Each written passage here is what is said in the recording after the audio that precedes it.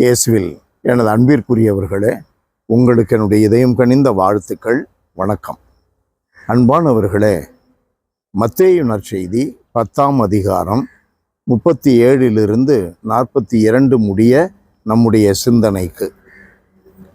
தம் சீடர்களை நோக்கி இயேசு கூறியது: என்னை விட தம் தந்தையிடமோ தாயிடமோ மிகுந்த அன்பு கொண்டுள்ளோர் என்னுடையோர் என கருதப்பட தகுதியற்றோர். என்னை விட தம் மகனிடமோ மகளிடமோ மிகுதியாய் அன்பு கொண்டுள்ளோரும் என்னுடையோர் என கருதப்பட தகுதியற்றோர். தம் சிலுவையை சுமக்காமல் என்னை பின்பற்றி வருவோர் என்னுடையோர் என கருதப்பட தகுதியற்றோர். அன்பானவர்களே, இயேசுவினுடைய சீடனாக இருப்பது என்றால் அது மிகப்பெரிய சவாலாக இருக்கும். அவ்வளவு சுலபம் அல்ல இயேசுவை பின்பற்றுவது. நிலை வாழ்விற்குள்ளே நுழைவது என்றால் அவ்வளவு சுலபம் அல்ல.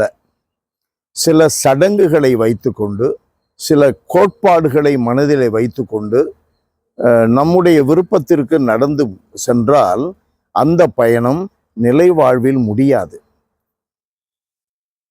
பெற்றோர்களை, கணவனை, மனைவியை, பிள்ளைகளை கடவுளை விட அதிகம் நேசிக்கிறவர்கள் நம்மிடம் இல்லையா? கிறிஸ்தவர் அல்லாதவர்களை நம்முடைய பிள்ளைகள் லவ் பண்ணுகிறார்கள். அப்படியே அவனவனுடைய நிலையிலே வைத்துக்கொண்டு வாழ ஆரம்பிக்கிறார்கள். Living together. அப்படியே வாழ்ந்து விட்டு அப்புறம் தாறுமாறு மந்திரிக்கிறாங்களாம். மந்திரிச்ச பின்னால அவங்க இருந்த நிலையிலிருந்து எந்திரிக்கிறதே இல்லை.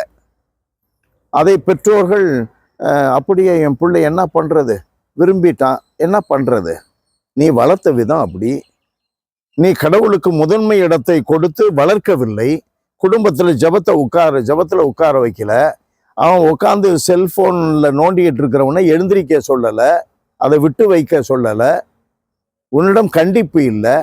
காரணம் என்னன்னா, உன்னுடைய வாழ்க்கையில் கடவுளுக்கு பயம் இல்லை. குருக்கள் அதை போதிக்கிறது இல்லை. பாவத்தை பத்தியே சொல்றது இல்லையா இன்னைக்கு? Prosperity gospel. கைவிட மாட்டாரு, இரக்கம் உள்ளவரு, மன்னிக்கிறாரு, என்ன செய்தாலும் தண்டிக்க மாட்டாரு, நரகம் கூட இல்லை, இதெல்லாம் சொல்றவங்க இன்றைக்கு இருக்கிறார்கள்.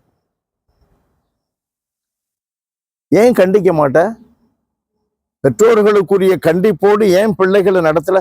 அது காலம் வேற ஃபாதர். நீங்கள்லாம் 70 வயசை தாண்டினவங்க, உங்க காலம் வேற, இந்த காலம் வேற. ஏன் சோறு தானே சாப்பிட்ற? அந்த காலத்துல சோறு சாப்பிட்டு இந்த காலத்துல சோறு சாப்பிட்ற. காலால தானே நடக்கிற. கல்ச்சர் உருவாக்கணுமே யாரு? நீ தானே. வேதத்தை உருவாக்கணுமே நீ இல்லை, அது கடவுள். கடவுள் மாறி போயிட்டாரா? கல்ச்சருக்கு தக்க மாதிரி மாறி போயிடுறாரா? பிரின்சிபிள் மாறி போயிடுமா? பிஹேவியர் மாறி போகும். பிரின்சிபிள் மாறுமா? கேரக்டர் மாறி போயிடுமா? பிஹேவியர் மாறும், பாலிசி மாறும், கேரக்டர் மாறுமா? இயேசு மாறி போய் விடுகிறாரா?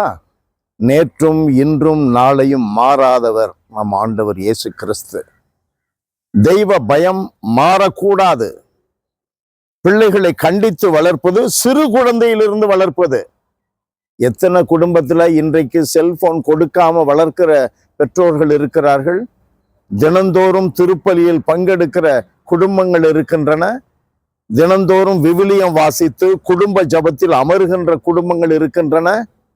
அந்த குடும்பத்தின் பிள்ளைகளை எப்படியாவது வழி தவறி போறதை பார்க்கிறோமா? அன்பான எங்கள் ஆண்டவரே, எங்களில் நீர் எழுப்புகின்ற இந்த கோபத்திற்காக நன்றி. எங்களில் நீர் வரவைக்கின்ற இந்த வருத்தங்களுக்காக நன்றி.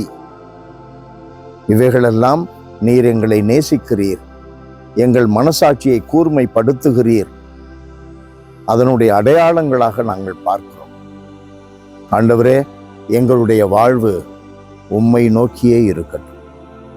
அனைவரையும் விட, அனைத்தையும் விட முதன்மையான இடத்தை, வாழ்க்கையின் மையத்தை கடவுளாகி உமக்கு நாங்கள் கொடுக்க எங்களுக்கு கற்றுத்தார். இயேசுவின் பெயராலேயே மன்றாடுகிறோம் தந்தையே. ஆமென், ஆமென்.